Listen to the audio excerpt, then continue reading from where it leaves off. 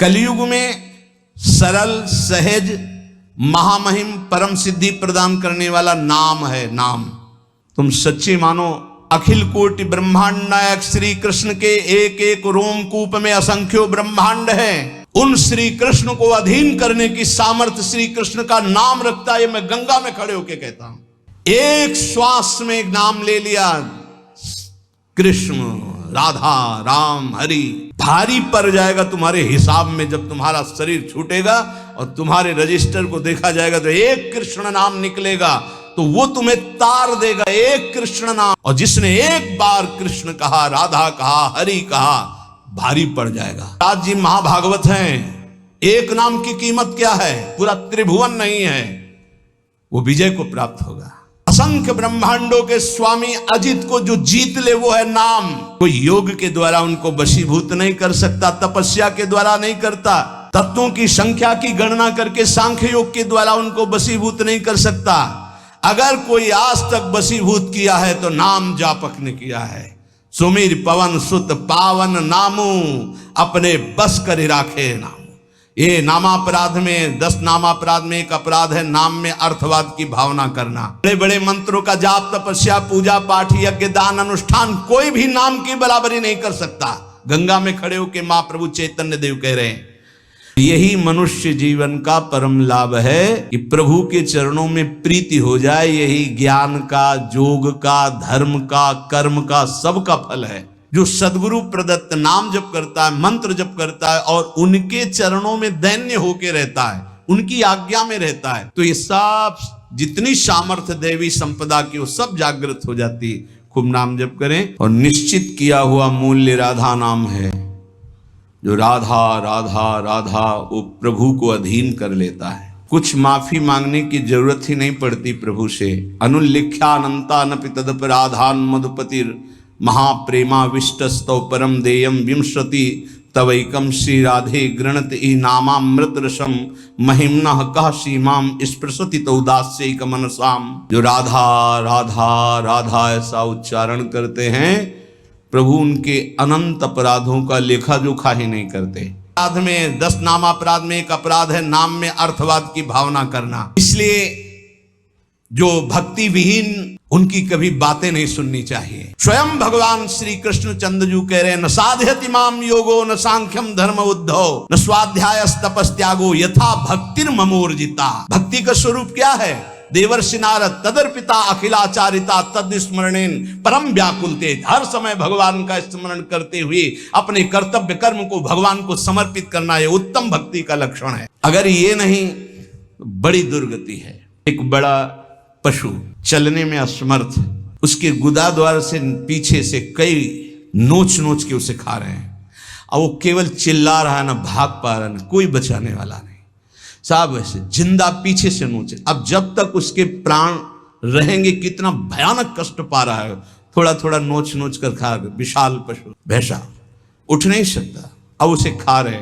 जितना छक जाएगा पेट वो चला जाएगा, दूसरा आएगा खाएगा वो चला जाएगा। जब तक उसके प्राण नहीं निकलेंगे भयंकर कष्ट पा रहा है। ये प्रत्यक्ष यहाँ की दशा है। नरक आदि की तो कितनी उद्धार कर लो मानव जीवन में, ये मनोरंजन के लिए नहीं है। बहुत भयावह संसार है जिसे तुम देख नहीं पा रहे हो। जलज्ज्वालम शीतै स्वपदम करंदै शमयतु, ये जलती हुई ज्वाला है, बचना है तो स्वपदम करंदै शमयतु। प्रिया प्रीतम के चरणारविंद की शीतलता से इन तीनों तापों का दमन करके प्रिया प्रीतम को प्राप्त कर लो, अन्यथा कोई उपाय नहीं। मनुष्य शरीर छूटा कि धोखा ही धोखा। क्या तुम समझते हो अविनाशी हो तुम? ये तो नहीं समझ पाए तुम अविनाशी हो। तुम तो देह भाव में विचरण करते हुए भोगों में राजी हो, तो तुम्हें देह ही मिलेंगे, लेकिन ये देह नहीं मिलेगी। बार बार ये देह नहीं मिलती। रसिक शिरोमणि श्री ध्रुवदास जी महाराज कह रहे हैं, बार बार तो बनत नहीं यह संजोग अनूप, मानुष तन वृंदा विपिन रसिकन संग विरूप। बहुत बढ़िया अवसर है, अभिमान न करो, प्रार्थना मान लो। ये जो महापुरुषों की वाणी, संतों की वाणी है, ये आपके परम मंगल के लिए है। ये किसी स्वार्थ से युक्त नहीं है। ये तुम्हारे परमार्थ को, परम अर्थ, परम सुख प्रदान करने वाली है। कोई कितना भी तुम्हारी निंदा करे, क्षमा शस्त्रम करे यस्य दुर्जना किम करिष्यति अतृणे पतितो वन्ही स्वयमेवोप शाम्यति। वैष्णव के पास एक महान अस्त्र है जिससे वो दूसरों को परास्त करता है। क्या? क्षमा। ध्यान देना, ये वो अस्त्र है जो सांप से भी भारी है। उमा क्षमा सापहुते भारी, अपने कर्म जाय अपकारी तुम्हें क्षमा शस्त्रम करे यस्य दुर्जना किम करिष्यति। क्षमा रूपी शस्त्र का प्रहार करो, अर्थात क्षमा कर दो। दुर्जन लोग तुम्हारा बिगाड़ नहीं सकते क्योंकि भगवान है। जैसे तिनका जलकर भस्म हो जाता है, ऐसे ही दुर्जन लोग अपने आप सापहुते भारी। वैष्णव को क्षमा करना चाहिए। कहते हैं कि जैसे छात्र क्लास में पढ़ता है, जब उसकी क्लास बदलने का समय आता है तो उसकी परीक्षा होती है, ऐसे साधु वैष्णव की परीक्षा होती है। क्या परीक्षा होती? उसको गाली दी जाएगी, अपमान होगा, निंदा होगी। ये ध्यान देना, ये परीक्षा अगर पास हो गए क्या क्षमा और शांति, तो आगे क्लास में पहुंच जाओगे भूमिका में, नहीं फिर नीचे बने रहोगे। इस लोक में तुम्हारी चाहे कोई कितनी निंदा करे, तुम उसकी निंदा मत कर देना। निंदा को सहन करना। निंदा दो प्रकार की होती है, एक अपवाद और एक प्रवाद। महाप्रभु चैतन्य देव, अगर बुरा काम तुमने किया और फिर उसकी निंदा हो रही है तो ठीक हो रही है, तुम्हें बचना चाहिए, उसमें भी तुम्हें नाराज होने की जरूरत नहीं। और अगर तुमने बुरा काम नहीं किया और तुम्हारी निंदा हो रही तो बहुत ठीक हो रहा है, तुम्हारा भारी प्रारब्ध जो शरीर में दंड मिलने वाला था वो निंदा के द्वारा काटा जा रहा है। भगवान की विशेष कृपा है।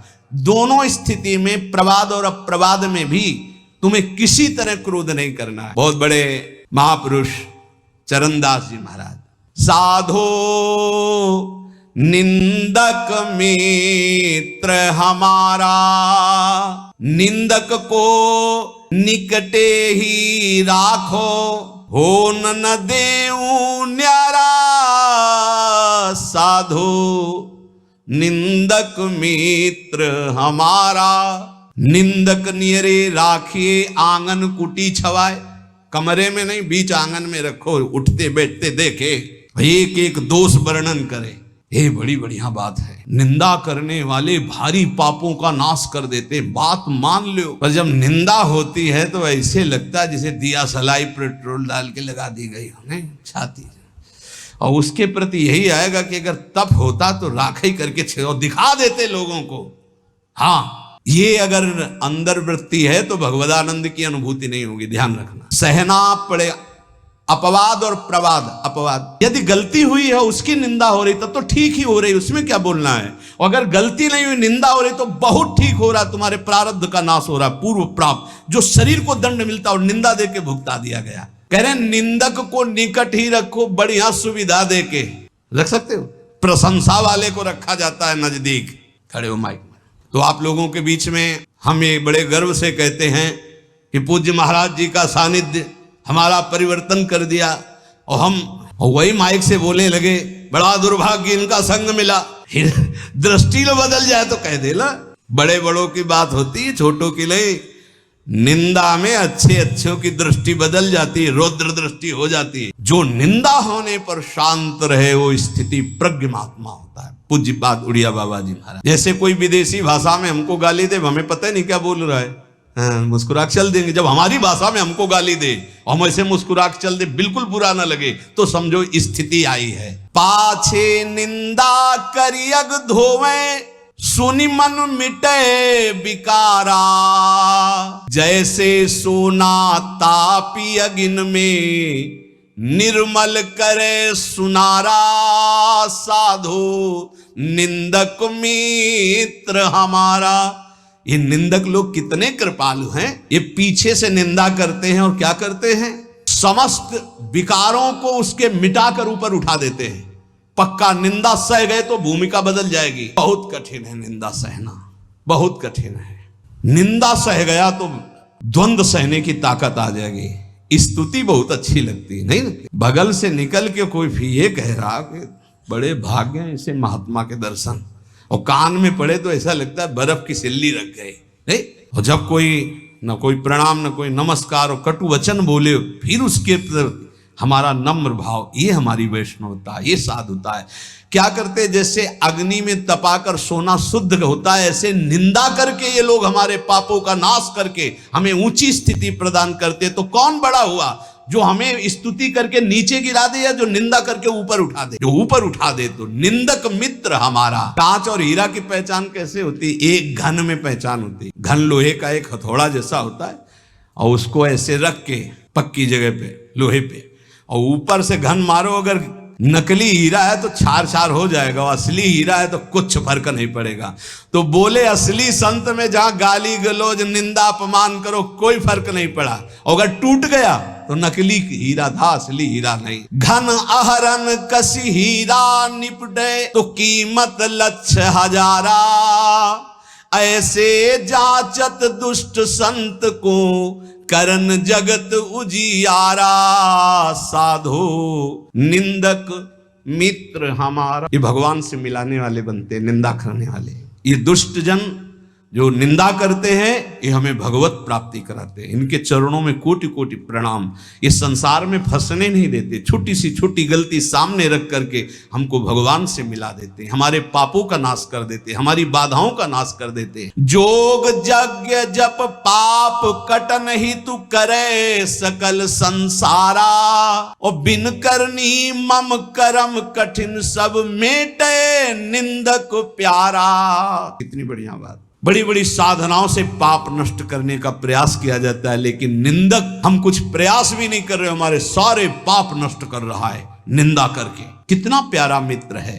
बिन करनी मम करम कठिन सब मेटे निंदक प्यारा, सुखी रहो। ये कोई संत ही बोल सकते हैं, ये केवल संत हृदय बोल सकता है। सुखी रहो निंदक जग माही, रोग न हो तन सारा, हमारी निंदा करने वाला उतरे भव निधि पारा। कोई महात्मा ही बोल सकता है, दूसरे की ताकत ही नहीं। कह रहे हैं निंदक सुखी रहो, इस लोक में तुम्हारे शरीर में कोई रोग ना हो, और मेरी निंदा करने वाला परलोक में भगवान को प्राप्त हो, ये मेरा आशीर्वाद है। क्या संत है, क्या इनका हृदय कौन जान सकता है। सुखी रहो निंदक जग माही, रोग न हो तन सारा, हमारी निंदा करने वाला उतरे भव निधि पारा, साधो निंदक मित्र हमारा। निंदा जो कर रहे हैं, निंदक के चरणों की स्तुति भाखों बारंबारा, चरण दास कहे सुनियो साधु, ये निंदक साधक भारा। ये निंदा करने वाले भगवान की प्राप्ति कराने में बड़े सहायक हैं। हे साधु, कभी इनकी निंदा मत करना, जो तुम्हारी निंदा करे तुम सह जाना, तुम्हें भगवत प्राप्ति करा देंगे, पक्की बात। इसलिए महाप्रभु चैतन्य देव अपने श्रीमुख से कह रहे हैं कि यदि लौकिक और पारलौकिक उन्नति प्राप्त करना चाहते हो तो तुम अपनी निंदा की कभी अवहेलना मत करना। तुम्हारी निंदा हो रही, बड़े प्यार से चुपचाप सुन लेना और क्षमा कर देना, तो तुम इस परमार्थ के क्लास में ऊपर उठ जाओगे। यदि जीवन में किसी के कोई दैवी संपदा की विशेषता और मां भागवती गुण पाए गए हैं तो उन्होंने जीवन में बहुत कष्ट सहा है, गालियां सही है, मारपीट सहे, अपमान सहे हैं, तब जाकर वो जैसे स्वर्ण तपाने पर चमकता है ऐसे वो चमकते हैं। उपासक को लौकिक पारलौकिक उन्नति प्राप्त करने के लिए निंदा अपमान तिरस्कार सहना होता है। ये सहने की सामर्थ्य, फिर कह रहा हूं, सदगुरु कृपा पात्र में आती है। सहनशील बने, सहनशील ही भगवान को आशय उदार धीरज सहित विवेकी। सहनशील, आशय उदार, धीरज सहित विवेकी, ये परमार्थ का विजयी योद्धा होता है। धैर्यवान, विवेकवान, सहनशील, उदार आशय, सबका। देखो कितना उदार आशय। कह रहे हैं जो हमारी निंदा करे कभी अस्वस्थ ना हो, सुखी रहे, जब शरीर छूटे तो भगवान को प्राप्त हो, भवनिधि से पार हो जाए मेरी निंदा करने वाला। क्या महात्मा का हृदय है, बलिहारी है ऐसे महापुरुषों की जो अपमान और निंदा करने वालों को भगवत प्राप्ति कराते हैं। पूरे महापुरुषों के चरित्रों में यही तो पाया जाता है। हम ऐसे महापुरुषों के बच्चे हैं, उनकी शरण में हैं, तो जैसे पिता के गुण पुत्र में आते हैं ऐसे आचार्य और गुरु की गुण शिष्य में आते हैं, शरणागतों में आते हैं। हम सब आचार्य की शरण में हैं। एक एक क्षण, एक एक श्वास, एक एक वृत्ति राधा नाम में लगा दो, खुद परिणाम देख लोगे। श्री कृष्ण चंद्रजू को कोई अपनी तपस्या के द्वारा, यज्ञ, दान, वेदाध्ययन, तीर्थ स्नान आदि के द्वारा कभी वशीभूत नहीं कर सकता। श्री जी के नाम की ऐसी महिमा है, फिर जो श्री जी के चरण दास्ता में अपने जीवन को लगा दिए उनको क्या मिलता होगा। किसी की सामर्थ्य नहीं कि कोई इसका वर्णन कर सके कि जिस कृपा सिंधु की एक कृपा कोर से दुरंत राक्षस भाव को प्राप्त भी परम पद के अधिकारी हुए, वही कृपा समुद्र का सार रूप हमारी लाडली जू, उनकी कृपा को कौन जान सकता है। जैसे प्रभु श्री कृष्ण चंद्रजू को रिझाने के लिए एकमात्र उपाय है अनन्यता, ऐसे प्रियाजू को रिझाने के लिए एकमात्र उपाय है दैन्यता। श्री जी के हो के अत्यंत दैन्य हो जाओ तो अवगुण करे समुद्र सम, गणत नापनो जानी। मेरा जन है, बस इस बात से हम जीत जाते हैं। श्री जी के चरणारविंद में अपनापन हुआ कि हम जीत गए। अवगुण करे समुद्र सम, समुद्र के समान यदि अपराध बन जाए तो मेरी लाडली जो मानती ही नहीं कि अपराध हुआ है। पर ये अनन्यता, ये दैन्यता बिना रसिक महापुरुषों का सेवन किए नहीं आ सकती, और बिना वृंदावन के रसिक जनों का संग नहीं मिल सकता। वृंदावन की कृपा के बिना विशुद्ध प्रिया प्रीतम के अनुराग में जिनका मन लगा हुआ है, ऐसे रसिकों का संग नहीं मिल सकता। वो मिलेगा तो वृंदावन की कृपा से। कभी भी कहीं भी किसी को भी यदि ये सौभाग्य मिला तो पहले वृंदावन की कृपा हुई, तब ये सौभाग्य मिला। श्रीपाद प्रबोधानंद जी महाराज कह रहे हैं, बड़ी महिमा की बात कह रहे हैं श्रीपाद प्रबोधानंद जी महाराज। स्वैर गुणै मोहनोपी, अपने प्रभाव से तुम्हारे मन और चित्त को मोहित करके प्रियालाल के चरणों में समर्पित कर देगा। ये वृंदावन का प्रभाव है। जब अपने को सबसे दीन समझा जाए, नाम जापक अपने को सबसे दीन समझे, मैं सबसे नीच, ओ ऐसा आप सत्य मानिएगा। जो नाम जापक है वो कोई बनावटी नहीं कि वो बनावटी बोलते मैं अधम हूं, मैं दीन हूं, मैं नीच हूं, ऐसी बात नहीं। अनुभव होता है प्रभु की कृपा कहाँ और कहाँ मैं नीच, ऐसा दोनों का तारतम्य अनुभव होता है। अहंकार के कारण आपको अनुभव में नहीं आ सकता, लेकिन जब अहंकार रहित होगे तो दिखाई देगा कहाँ प्रभु की अपार कृपा और कहाँ अपनी अधमता, दोनों का। देखो स्वामी जी महाराज श्री ललिता जू के अवतार हैं, श्री स्वामी हरिदास जी, और अपने सिद्धांत पद में कह रहे हैं मोसो ना बिगारन को और तोसो ना संवारन को, तो ही मोई पड़ी हो।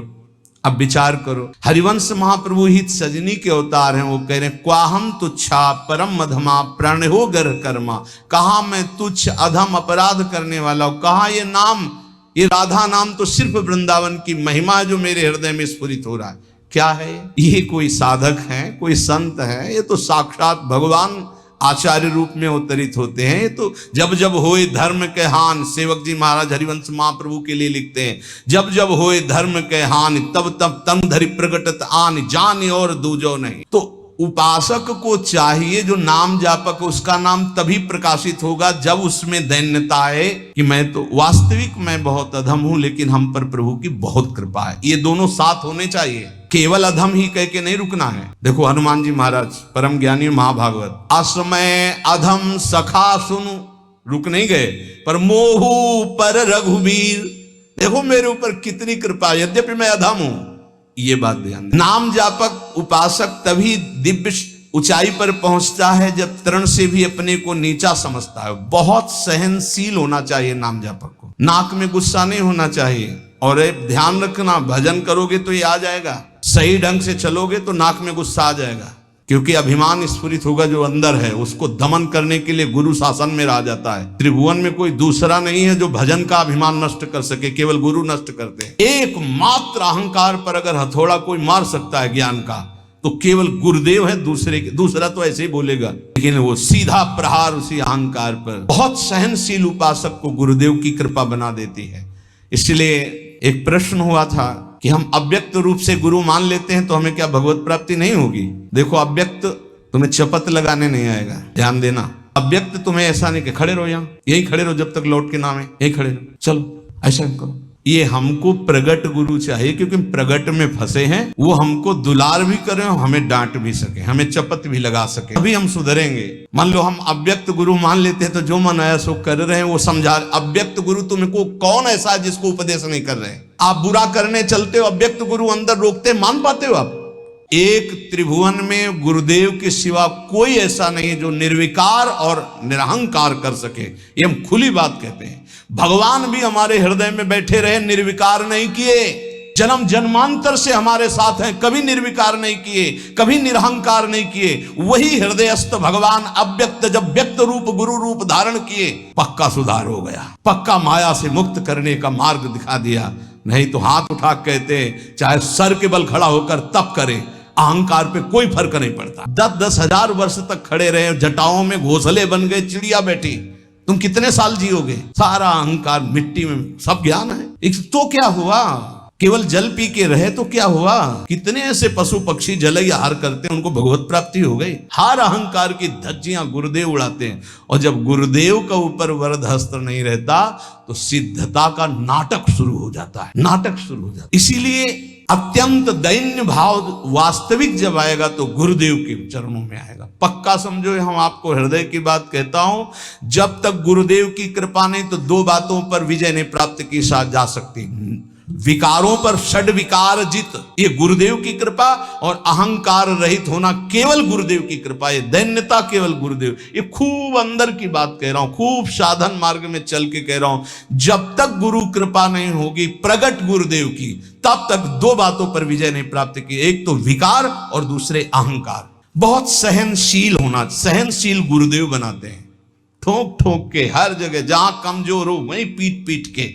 दूसरों को मान देना और स्वयं अमानी रहना, ये गुरुदेव की कृपा से ही आता है। जो शुद्ध रसिक महापुरुष भगवत प्रेम में डूबे हुए हैं, वही अमानिना मान देन स्थिति प्रदान करते हैं। ये स्थिति बनावटी नहीं होगा, बनावटी टिक नहीं पाएगा। चाहे जितना भारी विद्वान तपस्वी पांडित्य से युक्त क्यों न हो, जब तक वो अपने को तृण से नीच नहीं समझता, सहनशील नहीं होता, दूसरों को सम्मान देना, स्वयं अमानी रहना, तब तक उसमें भगवत भाव का प्रादुर्भाव नहीं होता। ये बात बहुत ध्यान देने की है, नहीं खाली भटकना पड़ेगा। ऐसे हमसे बनते रहेंगे कि अंधा बटे और पड़ा चबाए। भजन करना कठिन, करके बचाना कठिन, बचा के पचाना कठिन। उपासक को चाहिए कि भूख लगे तो आधा पेट भोजन कर ले, प्यास लगे तो जल पी ले। जो विरक्त है उसे सदैव अपने साधन पथ को पुष्ट करते रहना चाहिए। अपने भजन, अपने साधन, अपना संयम, अपना ब्रह्मचर्य। एक बहुत बड़े विद्वान थे, महाप्रभु चैतन्य देव नाम जी की महिमा वर्णन कर रहे थे। उसने कहा ये सब हम नहीं मानते, ये शास्त्रों में अर्थवाद कहा गया है। अर्थवाद कहते हैं कि फल स्तुति का वर्णन है, ऐसा वस्तुता नहीं है। इतना सुनते ही महाप्रभु ने कानों को ऐसे अंगुली से बंद किया और कहा कृष्ण कृष्ण कृष्ण कृष्ण कृष्ण, श्री हरि श्री हरि श्री हरि श्री हरि। कितनी बड़ी पाप की बात कह दी और हमने सुन लिया। अरे नाम की तो निंदा कर दिया, सुनने मात्र से पाप लगता है। चलो सब चलो, वस्त्र सहित गंगा स्नान करो। इस अपराधी के मुख से नाम की ऐसी अवहेलना सुनने के कारण हम सब अपवित्र हो गए। महाप्रभु सब के सब वस्त्र सहित सचेल, सचेल कहते हैं कि वस्त्र सहित, वैसे ही गंगा स्नान किया। फिर गंगा जी में खड़े होकर के महाप्रभु भक्तों को कहने लगे, भाई पक्का पक्का, ये विद्वता भी बहुत कभी कभी भगवान से विमुख कर देती है। हम ये ध्रुवदास जी महाराज कह रहे हैं, एक नाम त्रैलोक ही तारे, जो ना ले सो जन्म ही हारे। पूरे जन्म में यदि भगवान नाम नहीं लिया तो व्यर्थ चला गया जन्म। और जिसने एक बार कृष्ण कहा, राधा कहा, हरि कहा, भारी पड़ जाएगा।